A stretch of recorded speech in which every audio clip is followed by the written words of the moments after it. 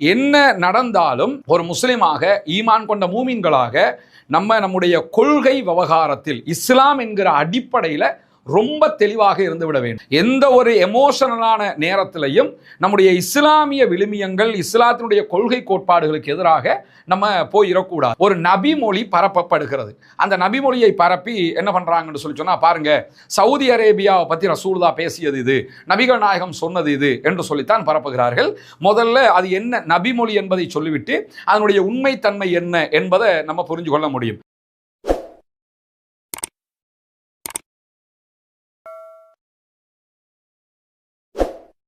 அன்புக்கினிய சகோதர சகோதரிகளே, நம் அனைவர் மீதும் ஏக இறைவனுடைய அமைதியும் கருணையும் உண்டாகட்டுமாக. அஸ்ஸலாமு அலைக்கும் வரஹ்மத்துல்லாஹி வபரகாத்துஹு. அல்ஹம்துலில்லாஹ் வஸ்ஸலாத்து வஸ்ஸலாமு அலா ரசூலில்லாஹ் முஹம்மது இப்னு அப்துல்லாஹ் அம்மா பாத். இன்றைய இந்த வீடியோவினூடாக ஒரு முக்கியமான நபிமொழி தொடர்பான ஒரு தெளிவூட்டலை தான் உங்களுக்கு நான் வழங்க இருக்கிறேன். அது என்னன்னா, நமக்கு தெரியும் மத்திய கிழக்கில் கடந்த 3 ஆண்டுகளாக தொடர் யுத்தங்கள் நடைபெற்று கொண்டே இருக்கிறது. குறிப்பாக காசா மீதான 2 ஆண்டுகால யுத்தம் தொடர்ந்த நிலையில் தற்போது அங்கு ஒரு யுத்த நிறுத்தம் ஏற்பட்டிருக்கிறது.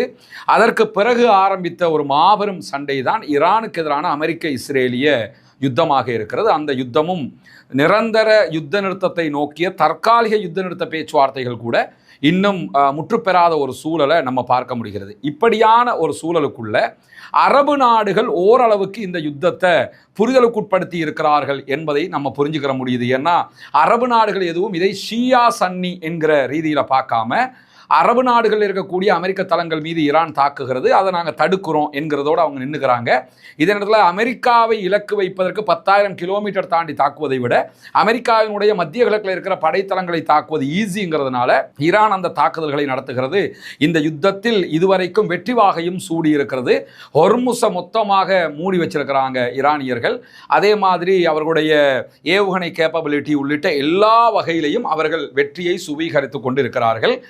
அமெரிக்கா எப்படியாவது ஒரு பேச்சுவார்த்தை நடத்தி தப்பி போயிடணும் அப்படிங்கிறதுல உறுதியாக இருக்கிறாங்க. இந்த சூழல்ல தமிழ் பேசுகிற மக்களுக்கு மத்தியில் அடிக்கடி ஷியா சன்னி என்கிற அந்த பேரம் பேசப்படக்கூடிய ஒரு சூழலும் உருவாகி இருக்கிறது.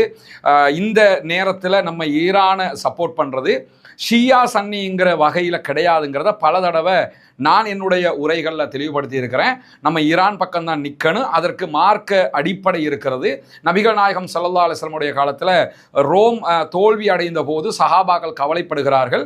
காரணம் என்னன்னா, ரோமானியர்கள் அன்றைக்கு இருந்த ரோமை சேர்ந்தவர்கள் அத்தனை பேருமே வேதம் கொடுக்கப்பட்டவர்கள். அன்றைக்கு வெற்றி வாகை சூடிய இன்றைக்கு இருக்கிற ஈரான் பழைய பாரசீகம் என்பது நெருப்பு வணங்கிகளாக இருந்தார்கள். எனவே நெருப்பு வணங்கிகள்கிட்ட வேதம் கொடுக்கப்பட்டவங்க தோத்துட்டாங்க என்று சஹாபாக்கள் கவலைப்படும் போதுதான் சூரா ரூம் குலிபத்தி ரூம் என்கிற வாசகத்தை அடங்கிய சூரா ரூமை அல்லாஹு தாலா இறக்கி வச்சு என்ன பண்றான்னு கேட்டா, கவலைப்படாதீங்க, அவங்க மீண்டும் ஜெயிப்பாங்கிற விதமான செய்திகளை சொல்லுகிறான். எனவே நமக்கு யார் நெருக்கம்ங்கிறத பார்க்கணும். இன்றைய காலகட்டத்தில் காசா மேலே மாபெரும் அநியாயத்தை செஞ்சு லெபனானிய அப்பாவிகளை கொண்டு ஈராக்கில் முழுமையான அழிவுகளை உண்டாக்கி ஆப்கானிஸ்தானில் அழிவுகளை உண்டாக்கிய இந்த அமெரிக்க இஸ்ரேலிய கூட்டு ஆக்கிரமிப்பாளர்கள் நமக்கு நெருக்கமானவர்கள் கிடையாது, கண்டிப்பாக நமக்கு தூரமானவர்கள், எதிரிகள் என்கிறத மாற்று கருத்தில்லை. இதே நேரத்தில் இவர்களுக்கு எதிராக தாக்குதல் நடத்தக்கூடிய, நெஞ்சை நிமிர்த்தி சண்டை போடக்கூடிய ஈரான் நமக்கு நெருக்கமானவர்கள் என்பதை இந்த ரோம் அத்தியாயம் இறங்கிய சம்பவம் நமக்கு தெளிவூட்டுகிறது. எனவே நம்ம ஈரான் பக்கம் இருக்கிறோம். இப்படியான சூழல்ல ஒரு மாபெரும் யுத்தம் காசா மேல நடத்தப்படுகிற போதும் அரபு நாடுகள், சவுதி அரேபியா உள்ளிட்ட அத்தனை அரபு நாடுகளும் அறிக்கை போர் மாத்திரம்தான் விடுத்து கொண்டிருந்தார்கள். கண்டிக்கிறோம் கண்டிக்கிறோம் கண்டிக்கிறோம்னு கூட்டம் போட்டு அறிக்கை விடுத்துக்கிட்டு இருந்தாங்களே தவிர காசாவை காப்பாற்றுவதற்கான சாதகமான எந்த முடிவுகளையும் அவர்கள் எடுக்கவில்லை என்பது தெரியும். ஐநாவில் கூட்டம் போடுவாங்க, தீர்மானம் கொண்டு வருவாங்க, அது எதுக்குமே ஒண்ணுமே அசைய மாட்டாங்கிறது நமக்கு தெரியும்.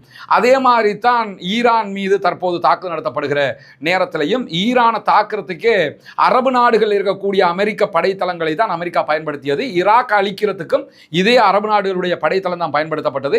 ஆப்கானை அழிப்பதற்கும் இதே அரபு நாடுகளுடைய படைத்தளம் தான் பயன்படுத்தப்பட்டது. எனவே அரபு நாடுகளுடைய படைத்தளங்களை பயன்படுத்தித்தான் எல்லா நாடுகள் மேலேயும் அமெரிக்கா தாக்குதல் நடத்தி வருகிறது. இந்த தாக்குதலையும் அப்படி செய்கிற நேரத்தில் அரபு தேசத்தை சேர்ந்தவர்கள் முழுவதுமாக அமெரிக்காவினுடைய அடிமைகளாக செயல்படக்கூடிய காட்சிகளை நம்ம பார்க்கிறோம். இது காய்தல் உவத்தல் இல்லாமல் நம்ம புரிந்து கொள்ள வேண்டிய விவகாரம் தான். ஆனால் என்ன நடந்தாலும் ஒரு முஸ்லிமாக ஈமான் கொண்ட மூமின்களாக நம்முடைய கொள்கை விவகாரத்தில் இஸ்லாம் என்கிற அடிப்படையில் ரொம்ப தெளிவாக இருந்து விட வேண்டும். எந்த ஒரு எமோஷனலான நேரத்திலையும் நம்முடைய இஸ்லாமிய விழுமியங்கள், இஸ்லாத்தினுடைய கொள்கை கோட்பாடுகளுக்கு எதிராக நம்ம போயிடக்கூடாது.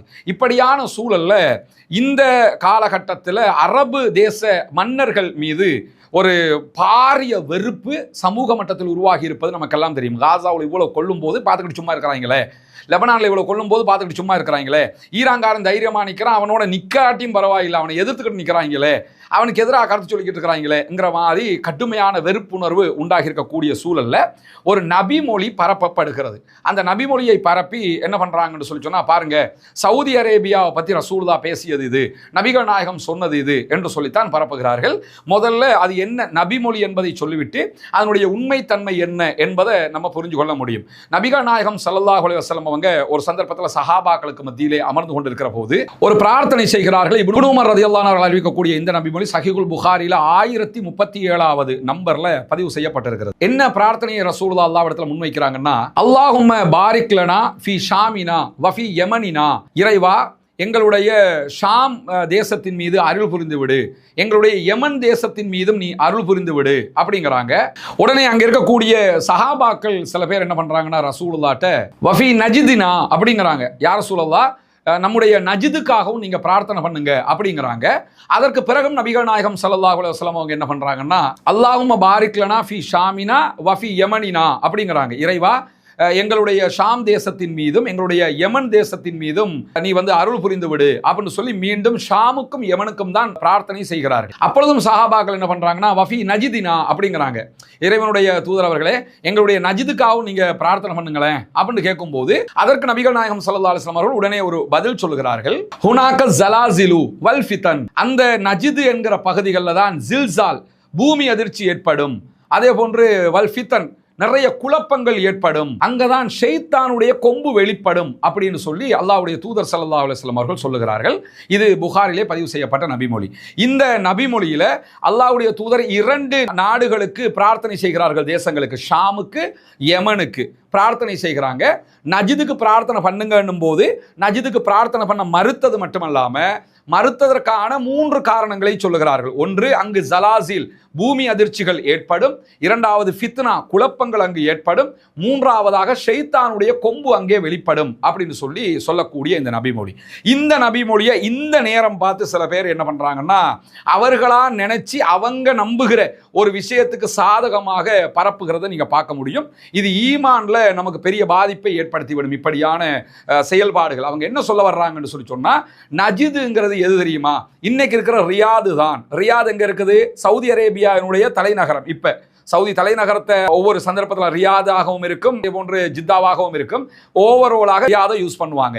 இப்ப இருக்கக்கூடிய ரியாதை தான் என்ன பண்றாங்கன்னு கேட்டா, இந்த நபிமொழியில அல்லாஹ்வுடைய தூதர் சொல்றாங்க, ரசூலுல்லாஹ் சொன்ன நஜிது ரியாது தான் அப்படின்னு சொல்லி பரப்பக்கூடிய காட்சியை நம்ம பார்க்கிறோம். முதல்ல இந்த நபிமொழி சொல்லக்கூடிய நஜிது என்பது ரியாது தானா என்பதை நம்ம தெரியணும். ரியாது இல்லைன்னு சொல்லி சொன்னா அது எந்த நகரம் என்பதை நம்ம தெரிஞ்சுக்கிட்டோம்னால இந்த ஹதீஸுக்குரிய விளக்கம் நமக்கு தெரிஞ்சிடும். இந்த மாதிரியான ஒரு சர்ச்சை வருகிற போது முதல்ல நம்ம என்ன பார்க்கணும்னா, அரபு மொழிப்படி ஒரு வேர்டுக்கு என்ன விளக்கம் சொல்லப்படுகிறது அப்படின்றத பார்க்கணும். அன்றைய கால அறிஞர்கள் என்ன புரிதலோடு அதை சொல்லி இருக்கிறார்கள். நம்ம எல்லாம் அஜமிகள், நம்ம அரபிகள் கிடையாது.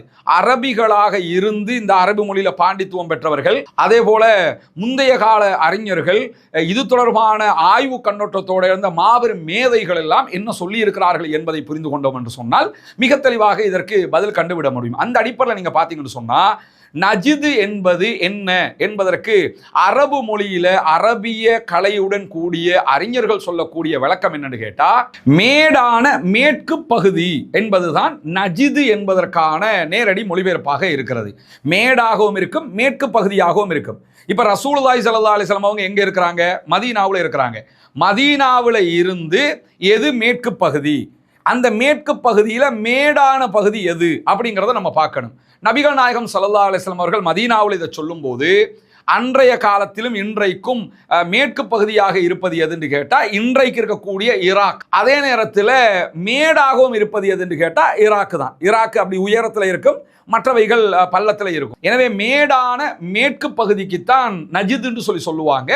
அந்த நஜிது எதுன்னு சொல்லி பார்த்தீங்கன்னா, அல்லாஹ்வுடைய தூதர் மதீனாவில் இருந்து இதை சொல்றதுனால மேற்கு பகுதியில் ஈராக் இருக்குது, அது மேடான பகுதியாகவும் இருக்கிறது. எனவே ரசூலுல்லாஹி ஸல்லல்லாஹு அலைஹி வஸல்லம் அவர்கள் நஜிதுக்கு துஆ செய்ய மறுத்தார்கள்.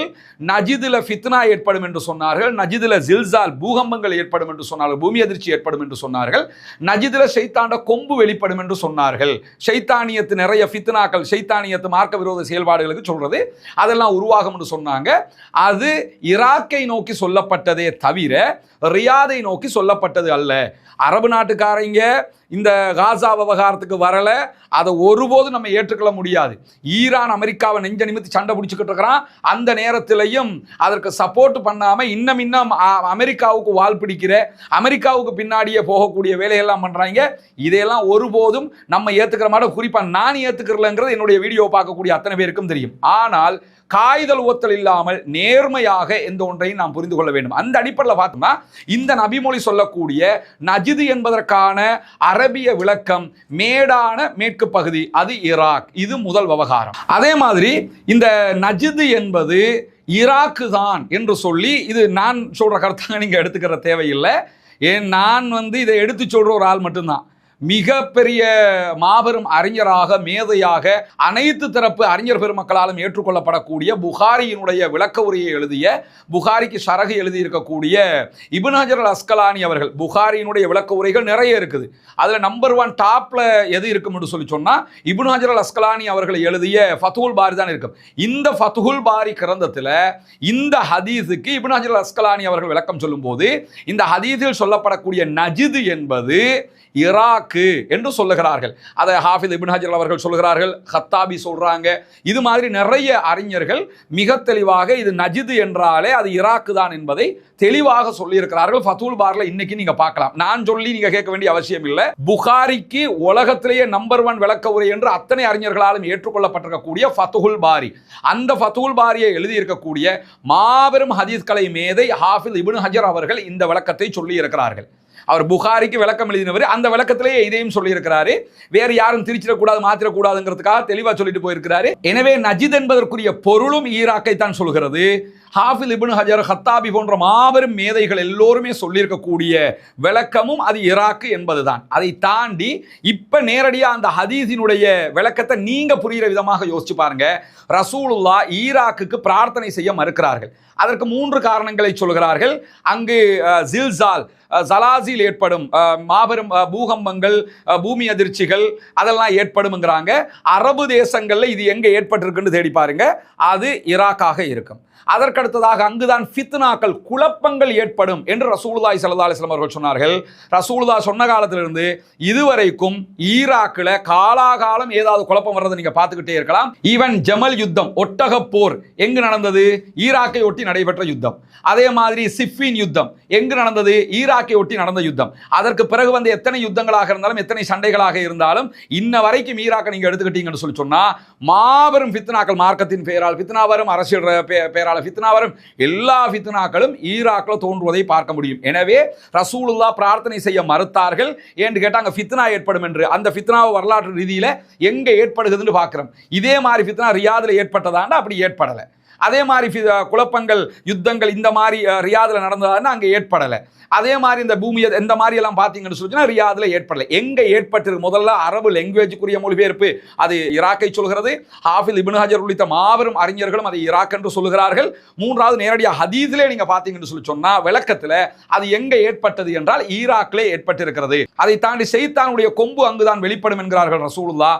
இருக்கிற எல்லா வழிகேட்டினுடைய இறக்குமதியும் அங்கிருந்து வரும்ங்கிறது உங்களுக்கு தெரியும். என்ன ஒரு ஷிர்க்கு, எந்த ஒரு குஃப்ரியத்தாக இருந்தாலும் அங்கிருந்து ஆரம்பிக்க பார்க்க முடியும். எனவே இந்த ஹதீஸ் சொல்லக்கூடிய கருத்து ரியாத், சவுதி அரேபியா கிடையாது சகோதரர்களே. சவுதி இந்த யுத்த விவகாரத்தில் அமெரிக்காவுக்கு பின்னால் இருக்கிறது. அது நமக்கெல்லாம் மிகப்பெரிய மனவர்த்தத்தையும், கவலையையும், கோபத்தையும், வெறுப்பையும் உண்டாக்கி இருக்கிறதுங்கிறதுல எந்த மாற்று கருத்தும் கிடையாது. ஆனால் ஒரு அரசை, அவர்களுடைய செயல்பாட்டை வெறுக்கிறோம் என்பதற்காக ரசூலுல்லாஹி ஸல்லல்லாஹு அலைஹி வஸல்லம் அவர்களுடைய நபிமொழியை நாம் பொய்ப்பித்து விடக்கூடாது. ரசூலுல்லாஹி ஸல்லல்லாஹு அலைஹி வஸல்லம் அவர்கள் சொல்கிறார்கள், யார் ஒருவர் என் மீது வேண்டும் என்று இட்டுக்கட்டி ஒரு பொய்யை சொல்கிறாரோ அவர் தன்னுடைய இருப்பிடத்தை நரகத்திலே ஆக்கி கொள்ளட்டும் என்றாங்க. இருக்கிறத மாற்றி சொன்னாலும் பொய்தான், இல்லாத ஒன்றை புதிதாக சொன்னாலும் பொய்தான். இங்க வந்திருக்கக்கூடிய நபிமொழியில ஈராக்கை பற்றி பேசியதை நம்ம சவுதியை பற்றி பேசியதாக எடுத்துக்கொள்ளக்கூடாது. அவர்கள் செய்கிற அநியாயம், அவர்கள் செய்கிற அட்டூழியம், அவர்கள் செய்கிற அயோக்கியத்தனங்கள், அது எல்லாமே இஸ்லாத்துக்கு முரணான பல காரியங்களை செய்கிறார்கள் என்பதில் நேற்றோ இன்றைக்கோ நாளைக்கோ எனக்கு எந்த மாற்று கருத்தும் கிடையாது. எனவே என்னை பொறுத்தவரையில் எது இருக்கிறதோ அதை ஏற்றுக்கொள்வேன், எது இல்லையோ அதை தூக்கி வீசி விடுவேன். இதுதான் ஒரு மூமினாக முஸ்லீமாக நம்ம செய்ய வேண்டிய ஒரு பணியாக இருக்கிற. இந்த நபிமொழி சொல்லக்கூடிய செய்தி சவுதி அரேபியாவை பற்றியதல்ல, ஈராக்கை பற்றியது. அங்கிருந்து தான் இவ்வளவு ஃபித்னாக்களும் தோன்றி இருக்கிறது. அந்த மௌலை சொன்னார், இந்த அறிஞர் சொன்னாருங்கிறத தாண்டி எவர் விளக்க உரை எழுதினாரோ அந்த ஹாஃபிஸ் இப்னு ஹஜர், இவரை அஹ்லு சுன்னாவில் இருக்கக்கூடிய எல்லா உலமாக்களும் எல்லா அறிஞர்களும் ஏற்றுக்கொள்வார்கள். அவரே இந்த விளக்கத்தை தான் சொல்லி இருக்கிறாரு என்பதையும் மேலதிகமாக உங்களிடத்திலே ஒப்புவித்தவனாக, சரியை சரியென்று ஏற்றுக்கொண்டு பிழையை பிழை என்று தூக்கி எறிந்துவிட்டு உணர்வுகளுக்கு கட்டுப்படாமல் உண்மைக்கு கட்டுப்படக்கூடியவர்களாக, சத்தியத்தை ஏற்றுக்கொள்ளக்கூடியவர்களாக, குர்ஆனையும் நபிகள் நாயகம் ஸல்லல்லாஹு அலைஹி வஸல்லம் அவருடைய வாழ்க்கை வழிமுறைகளை மாத்திரம் பின்பற்றக்கூடியவர்களாக உங்களையும் என்னை வள ரஹ்மான் ஆக்கியருள் புரிவானாக என்கிற உயரிய பிரார்த்தனைகளோடு முடித்துக் கொள்கிறேன். வாஹிரு தஅவானா அல்ஹம்துலில்லாஹி ரப்பில் ஆலமீன்.